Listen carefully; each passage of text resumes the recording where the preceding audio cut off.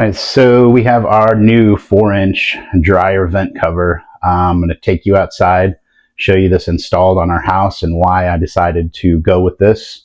I was out there cleaning out the lint and everything from the exhaust hose that goes outside. We had those little plastic shutter vent on there.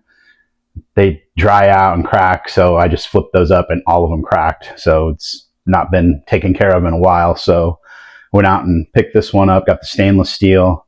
It's got a non-return airflow flap in there, which is great. So that's only going to open up when your dryer's on and blowing out. That way it's going to keep out pests, rain, anything that might want to crawl inside of that tube.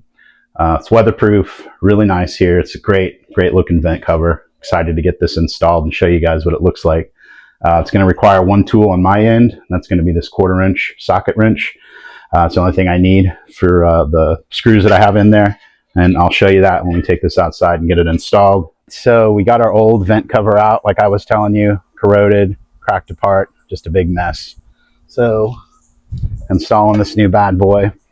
Remember I said I was going to use a socket, but I ended up taking these out and I was missing one. So I'm switching over to these nice screws that I found that I'm going to be using for this installation. Basically, we're going to grab our old tube here, install this into it.